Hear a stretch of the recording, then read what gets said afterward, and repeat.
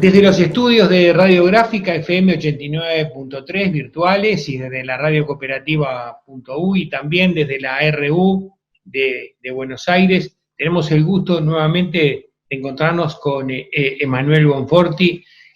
Buenas tardes. ¿Dónde te encontramos, Emanuel, para ver geográficamente? Porque estos estudios están en Montevideo virtualmente. ¿Y vos dónde estás?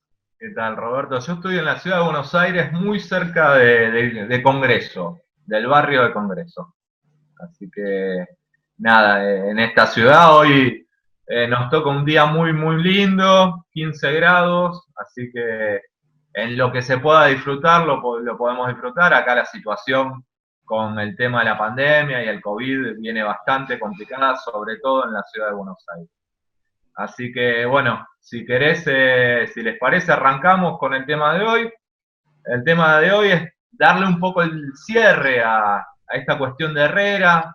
Las veces pasadas trabajamos, la vez anterior, trabajamos la cuestión de la Herrera más revisionista, que es el puntapié y un poco forma escuela en el Río de la Plata, dentro de la disciplina historiográfica, pero también Herrera tuvo su faceta política y encontró cierto diálogo y sintonía con algunos partidos, con el Partido Radical y con el Partido Peronista y con hombres de estos partidos. Entonces, al ser un hombre que atravesó el siglo, la mitad del siglo XIX, del siglo XX, inevitablemente hay un diálogo entre radicalismo y peronismo por parte de Herrera, que es un poco lo que queríamos trabajar hoy. Así que bueno, sin más, arranquemos un poco con el vínculo entre Herrera y el irigoyenismo, ¿no? Y acá nos vamos a detener en uno de los libros que venimos trabajando, que es el de Laura Reali, que va a decir que existen inevitablemente sintonías entre los procesos argentinos y uruguayos y que hay una disputa, esto lo de la disputa lo agrego yo, en relación a la apropiación con respecto a la figura de Irigoyen, ¿sí? Porque uno puede encontrar dentro del irigoyenismo una agenda, digo, de Irigoyen, Hipólito Irigoyen, un hombre del Partido Radical, pero que toda su impronta y su gesta política construyen una línea interna dentro del Partido Radical, llamada irigoyenismo, dentro de su agenda política, un hombre que fue presidente durante dos periodos, 1916-1922, 1928-1930, con una interrupción, un golpe de Estado bien argentino. Ahora vamos a ver la diferencia entre golpes de Estado. Y lo que les decía recién, esta cuestión de la apropiación y la disputa en torno a Irigoyen y el vínculo con Herrera, porque si uno toma en cuenta que parte de la agenda de gobierno de Irigoyen es un reformismo social, uno podría decir que esa agenda está más emparentada con el vallismo que con el herrerismo.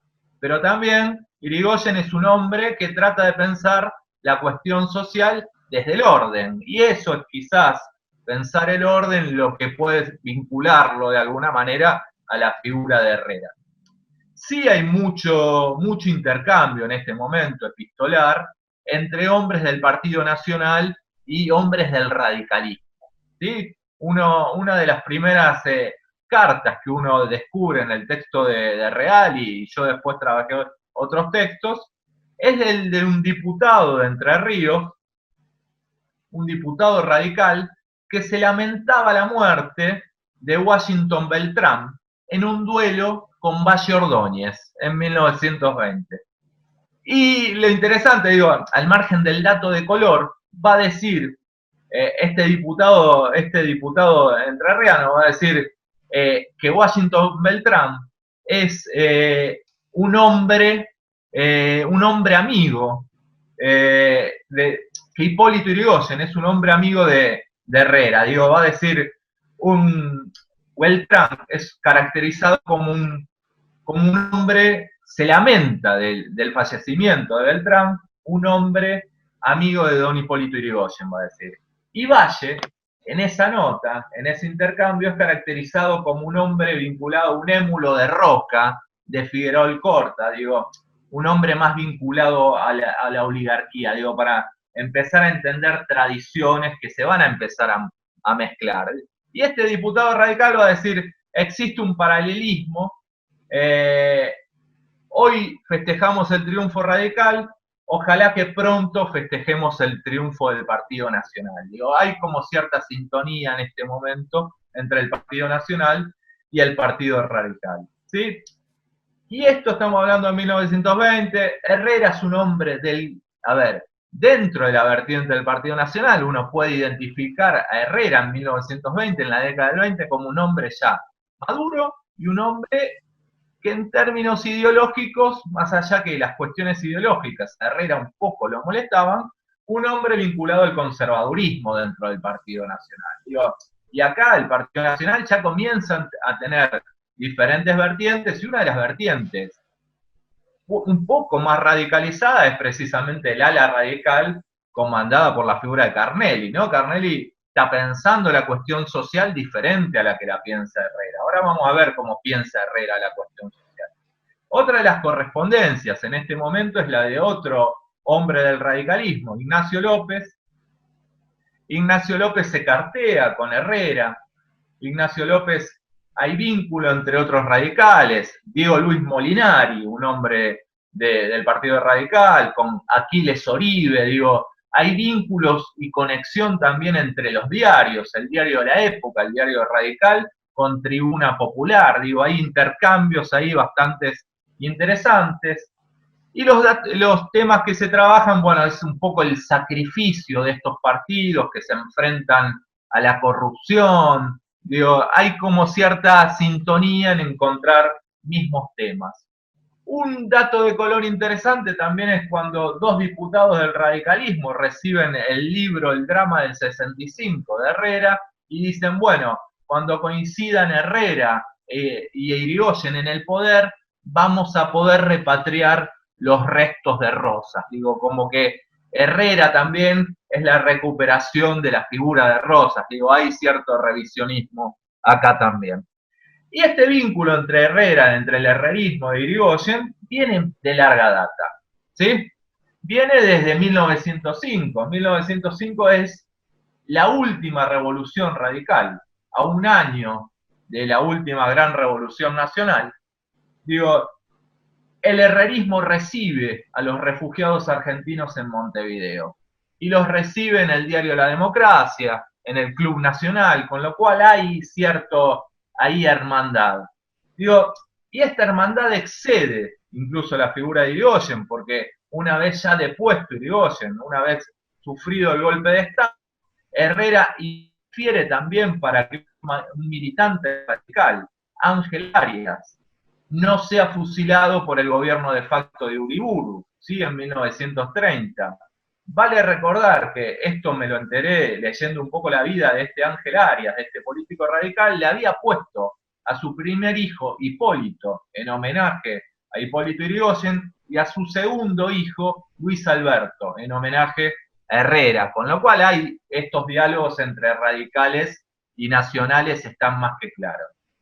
El tema es que me parece un poco criticando la cuestión de Reali, es que Reali lo que trata es de vincular únicamente a Irigoyen con el Partido Nacional.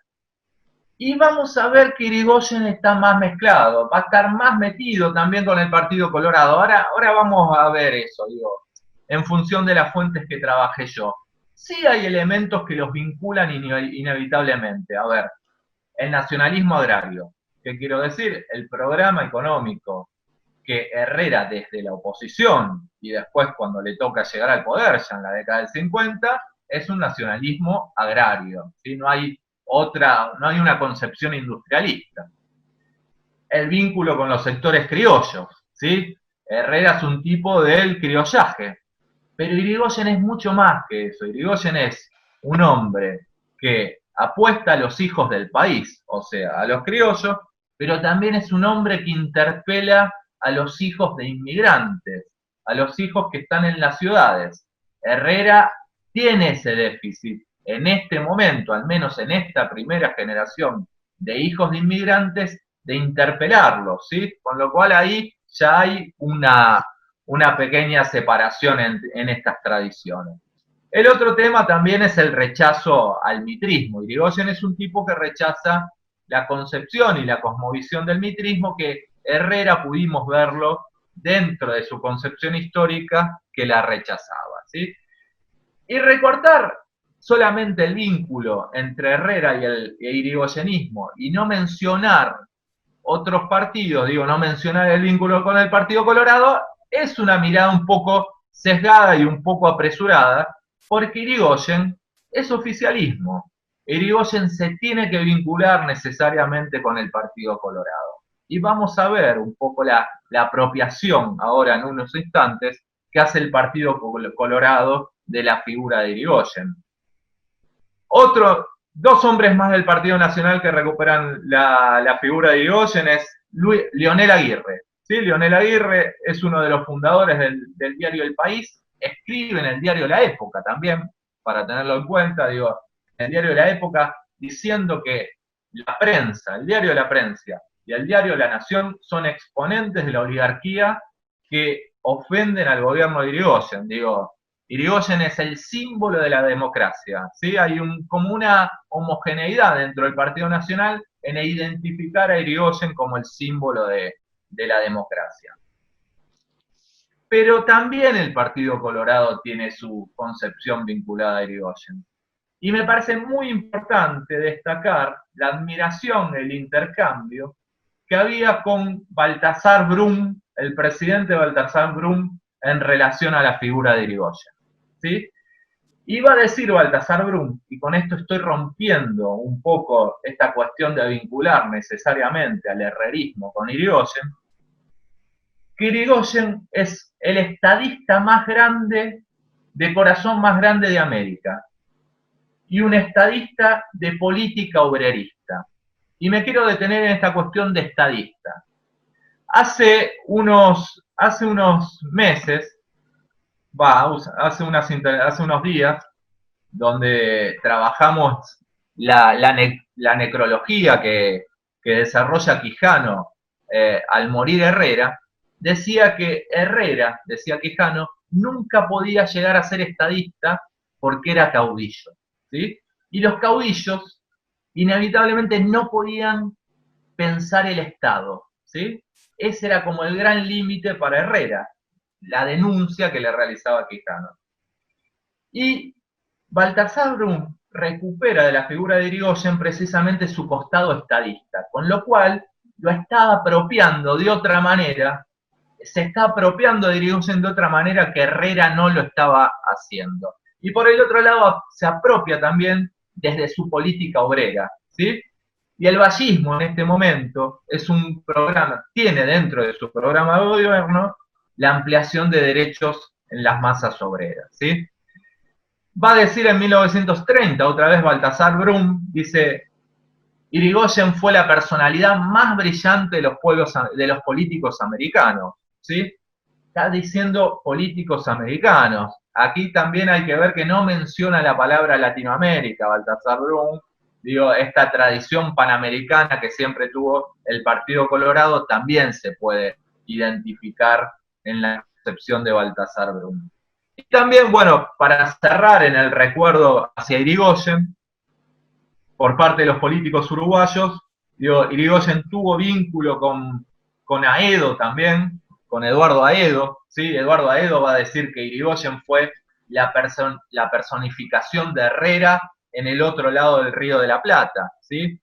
En la otra cuenca del Río de la Plata.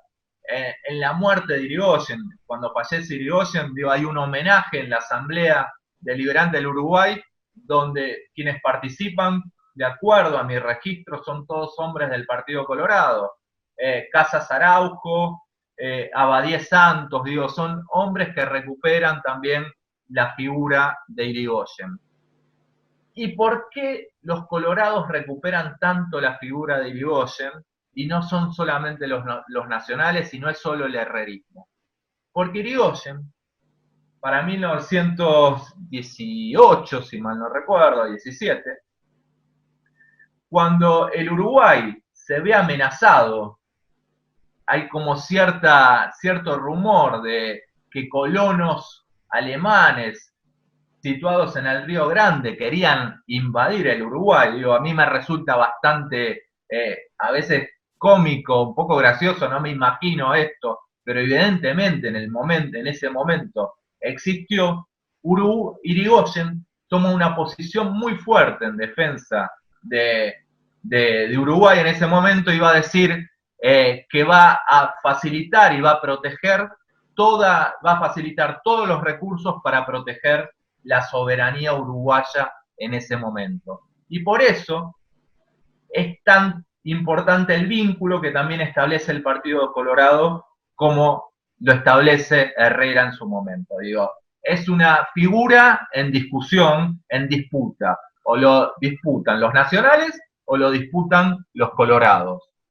Bueno, eso como para cerrar un poco el vínculo entre irigoyenismo y herrerismo. ¿Vamos bien, Roberto? Muy bien, vamos, qué interesante este cruce, ¿eh? Interesante. Sí, porque acá la idea es tratar de ir rompiendo algunos mitos, de decir, bueno, el herrerismo solo se vincula con Irigoyen, y no, la verdad que el Partido Colorado también se vincula. Cosa, y ya me adelanto, que no va a pasar tanto con la figura de Perón. Digo, la figura de Perón sí es un parteaguas en la política uruguaya, ¿sí? Sí genera divisiones. Te pregunto Bueno, algo, ¿Irigoyen sí. estuvo por Uruguay? ¿Tuvo visita? Irigoyen estuvo, Irigoyen estuvo en Uruguay en los exilios. Digo, Irigoyen es un tipo, el radicalismo surge como movimiento revolucionario, digo, cosa que si uno lo piensa hoy cuesta bastante pensarlo, y en todo levantamiento siempre surgía esto, que el primer lugar donde exiliarse, de un lado y el otro, era o Montevideo o Buenos Aires. Digo, de ahí también un poco el vínculo entre políticos argentinos y uruguayos, que surgen del exilio, ¿sí? Irigoyen, al perder revoluciones, se exilia en el Uruguay. Bueno, y Herrera también en determinado momento vive en Buenos Aires producto del exilio.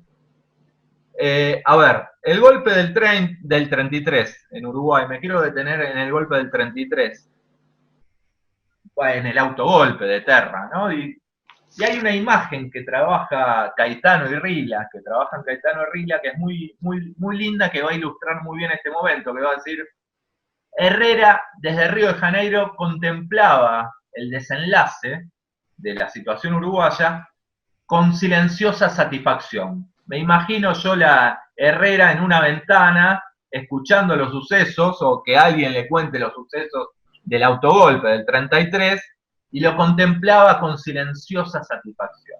¿Sí? Me parece que esto va a mostrar un poco lo que fue el golpe del 30, del 33. Estoy pensando en Irigoyen, por eso digo el 30. Está el golpe de Terra del 33, y esa posición ambigua de Herrera, incluso, que es una posición de apoyo, ¿sí? Y la década del 30 implica también un poco las posiciones más discutibles de Herrera en política, que lo vamos a ver posteriormente, ¿sí? Y en esto me quiero detener en un texto de Carlos Real de Azúa, ¿sí? Que hizo un semblante muy interesante de la figura de Herrera, que va a decir que el golpe del 33 es un golpe donde no hay una alternativa extrapartidaria como sí la hubo en Argentina en el 30, que es un golpe militar, y todo seguía quedando entre blancos y colorados. A pesar de haber un golpe institucional, todo quedaba entre blancos y colorados. No hubo fuerzas armadas, dice, como sí lo hubo en Argentina. Es una dictadura muy a la uruguaya, es un golpe muy a la uruguaya, dice Carlos Real de Azúa, lo dice en un texto de finales de los 60, ¿sí? Herrera y el nacionalismo agrario. Y a partir de la década del 30, y retomando la obra de Azúa, de Carlos Real de Azúa, va a decir: la vida de Herrera comienza una espiral, ¿sí? Un espiral caprichoso, envuelto en corazonadas, en falsos reflejos, en aperturas, endurecimientos, digo, en la búsqueda de triunfos fáciles, dice, en piruetas políticas y en asociaciones difíciles de explicar. Herrera comienza a ser un tipo muy contradictorio a partir de la década del 30. Y todo el capital político que había heredado, que había juntado, que había capitalizado de 1900 a 1930 comienza a partir de la década del 30 a entrar un poco en discusión, digo. Y lo interesante en el texto de Azúa, de Carlos Real de Azúa, es que dice hasta qué punto Herrera entonces termina siendo diferente al nacionalismo, ¿sí? A todo ese nacionalismo, porque en el nacionalismo hay una línea homogénea, homogénea en el Partido Nacional, en cuestiones políticas, en cuestiones económicas, sociales, económicas sobre todo, que Herrera las va a continuar, digo, ¿hasta qué punto Herrera termina discutiendo cuestiones políticas? ¿Hasta qué punto el Partido Nacional no es homogéneo? ¿Sí? Se pregunta. ¿Hasta qué punto Herrera es un ferviente defensor del individualismo económico? Y esto se ve sobre todo en la década del 30, del 40, del liberalismo económico, del individualismo económico, de la hostilidad hacia el proceso de industrialización, digo, es un nacionalismo agrario, hostil a cualquier proceso de industria artificial, ¿sí? Entonces, hay como una tradición blanca en cuanto al ruralismo, en cuanto a esa cuestión del ruralismo tradicional, que imposibilita cualquier proceso de desarrollo industrial. Digo, y eso estaba muy asentado dentro del Partido Nacional. Vayamos un poco, yo no me quiero detener mucho en Herrera en la década del 30, sino que yo quiero llegar un poco más a Herrera y el peronismo, ¿sí? Y ver un poco cómo Perón, cuando llega al gobierno, ¿sí? Que llega al gobierno con elecciones legítimas, Perón siempre necesitó contrapartes, ¿sí? Contrapartes en los países vecinos. Perón va a decir que toda política es política internacional, ¿sí? Con lo cual tenía que jugar inevitablemente con una parte en el Uruguay, con una parte política, ¿sí? Lo interesante de esto es que Perón, en sus alianzas políticas internacionales, siempre jugó a ganador, siempre jugó en asociación con el presidente del país vecino que estaba en el poder precisamente. Con Herrera esto no sucede. Con el Uruguay, Perón juega al político perdedor. Y esto me parece que es un dato que va a traer consecuencias, ¿sí? Porque va a considerar que la única contraparte posible para establecer alianzas es el herrerismo, ¿sí? Es el Partido Nacional. Y yo ya estoy hablando con el diario del lunes, Perón no terminó contemplando que la relación con Herrera le va a traer más problemas que beneficios, ¿sí? Ambos fueron señalados, digo, en su defensa el neutralismo en la guerra, ambos van a ser señalados como políticos totalitarios, ¿sí? La diferencia y la ventaja que tiene Perón, que ya ser parte del gobierno en 1944, tiene la posibilidad que su gobierno rompiera relaciones con el eje, ¿sí? En enero del 44, una vez cerca de finalizar la guerra, Argentina rompe relaciones con el eje. Herrera, al ser un tipo de oposición, nunca tuvo esa suerte tampoco, ¿no? Perón va a apostar entonces con el Uruguay a algo que no le va a salir bien, ¿sí? Un vínculo que no le termina saliendo bien, pero tampoco no le termina saliendo bien a los gobernantes uruguayos esa relación antiperonista, ¿sí? Porque los gobernantes uruguayos jugaron, de acuerdo a mi punto de vista, jugaron a la alianza con los Estados Unidos, pero tampoco tuvieron ningún rédito de esa alianza con los Estados Unidos.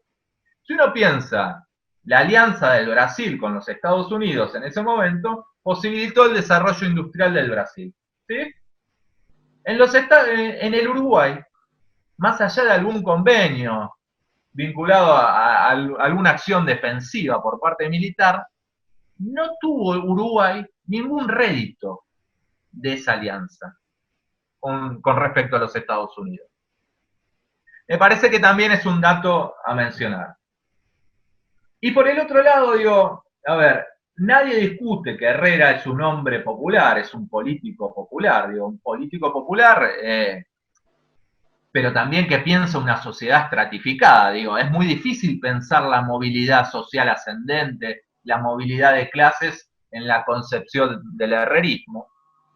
Pero también estaba el pueblo en el vallismo, digo, el pueblo, al fin y al cabo el vallismo era el partido mayoritario, con lo cual la concepción ahí de Perón de apostar por el político popular también queda un poco desfigurada. Al fin y al cabo el vallismo era el partido político popular. Lo que sí vincula a Perón con Herrera, me parece, es alguna crítica al liberalismo y a la concepción educativa que tiene el Uruguay, que tenía la Argentina. El peronismo surge como una crítica a las tendencias liberales, ¿sí? El peronismo nace como fenómeno, si bien nace con la elección del 46, digo, hay toda una tradición nacional, nacionalista, que se está gestando en la década del 30, que confluye en el peronismo en 1946, y que lo hacen un poco más complejo, ¿no? Pensar al peronismo. El peronismo no es un partido político únicamente, sino que es lo que acá consideramos un movimiento nacional. Y un movimiento nacional tiene lo que Jorge Abelardo Ramos viene mezclado con piedra, arena, viene con todo mezclado. En cambio, pensar el Partido Nacional o la lógica de partido en Uruguay es pensar desde una lógica, si se me permite la palabra, una lógica más principista. Es más fácil pensar un partido político que un movimiento nacional. Perón y Herrera van a estar inevitablemente señalados por ese neutralismo, van a estar señalados como hombres totalitarios, como hombres que tenían simpatías con el fascismo. La verdad que a mí me cuesta pensarlo, más allá que hay una anécdota que dicen que Herrera, yo la verdad no lo corroboré, que Herrera tenía un cuadro de Hitler en su casa, me suena un poco fuerte, pero también son hombres de su época, ¿no? Digo, Perón se forma, pasa parte de su vida en Italia, digo, está asombrado por la organización del Estado italiano en ese momento, pero en el peronismo, al ser un movimiento nacional, encontrás también hombres que vienen desencantados del Partido Socialista, ¿sí? Hombres que vienen de la Iglesia también, nacionalistas, hasta hombres que vienen del anarquismo, con lo cual es más difícil ahí vincular al peronismo. Y la cuestión también es que Herrera no va a contar con el poder de movilización que sí contaba el peronismo, ¿sí? Siendo un hombre popular, Herrera, a ver, Herrera puede movilizar a todo un pueblo en el interior del Uruguay, ¿sí? Pero no va a poder movilizar a todo un pueblo en Plaza Cagancha, como sí lo puede hacer Perón acá en Casa Rosada, digo, en Plaza de Mayo. Eso Herrera es un límite en su vocación popular. El otro tema también es que el peronismo no tiene en este momento elementos aristocratizantes. Y sí el Partido Nacional todavía tiene elementos aristócratas. ¿Sí? Herrera tiene es un apellido de cuna, de linaje, y hay elementos aristócratas que en el peronismo no existen. ¿Sí? Y sí Herrera me parece que se sentía más cómodo en su vínculo político con el irigoyenismo, porque el irigoyenismo también es un reformismo agrario, cosa que el peronismo no lo es. El peronismo ya es un partido político pensado por identificarse con el movimiento obrero industrial. Y ese movimiento obrero industrial no se siente en el Uruguay, que existe en menor medida que en Argentina, no se siente interpelado por el herrerismo, ¿sí? ¿Vamos bien? Vamos bien. Hay una, Dale. me quedó como una duda. ¿Por qué elige Perón como contraparte a Herrera siendo un opositor?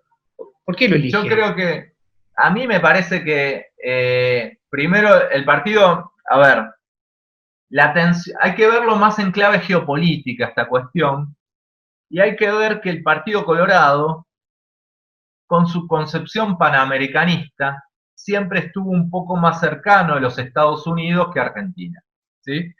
Entonces Perón ahí ve como un problema desde la concepción geopolítica. Perón quiere tener alejado a los Estados Unidos de la región. Y eso es lo que lo vincula a Perón con Herrera. Digo, Herrera en un momento dice, no recuerdo de forma literal, bases militares allá lejos, ¿sí?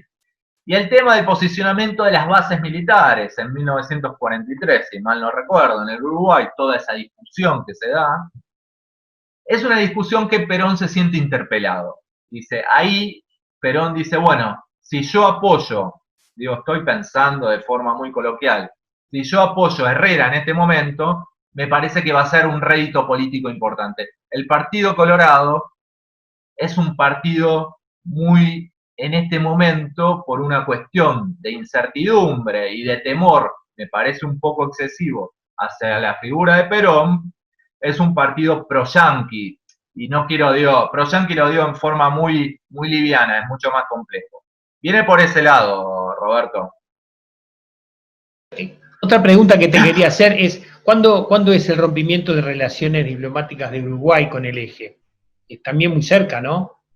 Mirá, yo sé la ruptura de Argentina, pero supongo que habrá sido un poco antes la ruptura con el eje. Igual, a ver, yo creo que, y hablando ya en confianza, eh, es una postura más, para el eje no implica ningún tipo de consecuencia de que Argentina rompió relaciones en 1944, que Uruguay hubiera roto relaciones en 1943.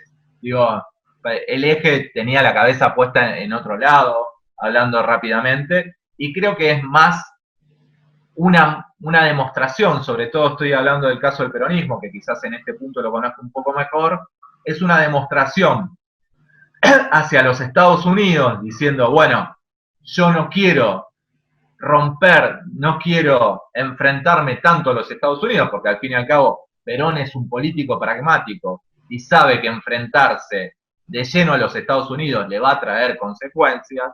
Bueno, yo rompo relaciones con el eje también como una señal para los Estados Unidos. Pero bueno, digo, son discusiones y son lecturas. El tema es que Herrera había quedado muy complicado, su concepción, su personalidad y su capital político había quedado muy complicado por la defensa dura que tuvo con respecto a sostener la neutralidad, ¿sí? Herrera es un político neutral, y eso le va a traer más de un dolor de cabeza y va a ser lo que lo va a señalar por socialistas, por el Partido Comunista del Uruguay, como un hombre aliado, como un hombre vinculado al eje, ¿sí? Hay como un señalamiento ahí. Pero yo creo que ahí me parece que la neutralidad esconde un rasgo de pragmatismo, ¿sí? La neutralidad, Irigoyen fue un político neutral, ¿sí? Y eso Baltasar Brum se lo agradece, como vimos. Y fue un político neutral porque sabe que si vos no te enfrentás con ninguno de los dos bandos en guerra, al ser un país con política agroganadera como son los nuestros, le vas a poder vender tus productos, vas a poder vender en los dos lados del mostrador, ¿sí? Hablando en criollo. Y Herrera me parece que en ese sentido sabe que la neutralidad tiene un costado economicista también, ¿sí? Y sabe que la neutralidad tiene un costado economicista porque también él es un hombre del campo, ¿sí? Y sabe que si el campo funciona en esa mirada agrarista, el país funciona. Y hay un elemento también para tenerlo en cuenta acá, es que nosotros, al ser semicolonias de Gran Bretaña durante mucho tiempo, tanto Argentina como Uruguay, con los Estados Unidos la relación comercial es diferente. ¿Por qué? Porque Estados Unidos también produce los mismos alimentos que producimos nosotros. Nosotros no podemos ser economías complementarias de los Estados Unidos, ¿sí? Disputamos mercados. Y nosotros no podemos disputar mercados por nuestra condición con los Estados Unidos. Y me parece que el neutralismo también viene por ese lado, ¿sí? Hay que verlo en una lógica economicista.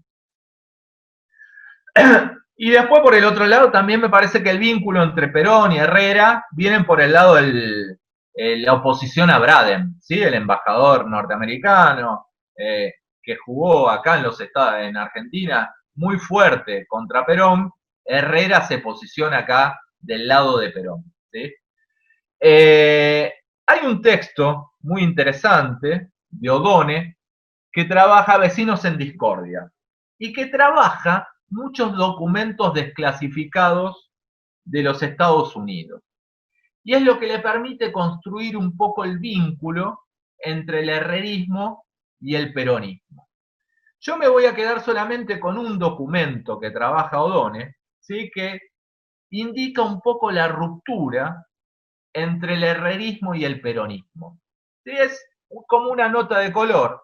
En 1952, Perón, de acuerdo a este cable desclasificado, siente la traición de Herrera porque parece que Perón había apoyado con dinero a Herrera y a la campaña, 800.000 pesos, y siente que Herrera en este momento no está jugando tan abiertamente en el Uruguay a favor de sus intereses, ¿sí? En lo que sí hay vínculos muy fuertes es entre la oposición argentina y el Partido Colorado en este momento, ¿sí? Durante el peronismo. En esto sí, la oposición argentina, hay una parte de la oposición que se autoexilia en Montevideo y realiza una campaña contra Perón muy fuerte desde Montevideo. Y aparece la figura de un empresario argentino, Raúl Lamuraglia, se llama, que intenta financiar un golpe contra Perón en 1951, se tiene que exiliar en el Uruguay y establece vínculos con Valle Berres, ¿sí?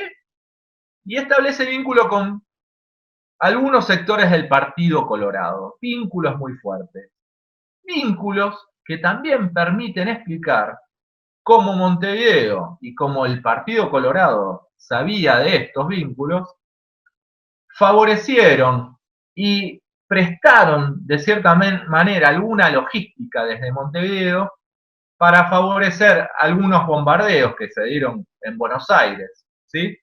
Opositores argentinos que utilizaban a Montevideo como lugar logístico para bombardear y realizar planes terroristas contra el gobierno de Perón. Digo, también ahí sí uno identifica un vínculo directo entre el Partido Colorado y sectores de la oposición al peronismo que jugaron de manera violenta y desleal.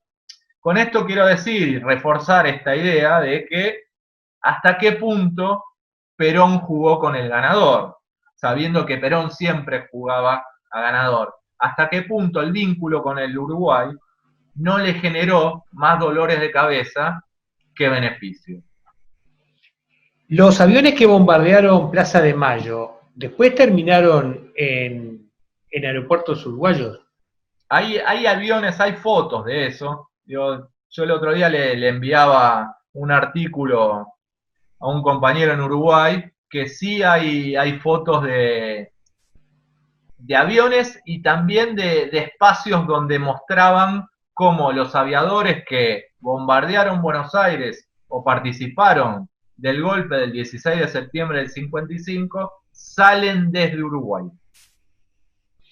Esto en convivencia con el Partido Colorado. Obviamente que el Partido Colorado esto no lo va a suscribir y es comprensible y todo forma parte de una época. Con esto uno no quiere condenar a nadie y tener en cuenta que los hombres son parte de una época y nosotros dentro de un tiempo también vamos a ser parte de una época y capaz que nos condenen por algunas actitudes también.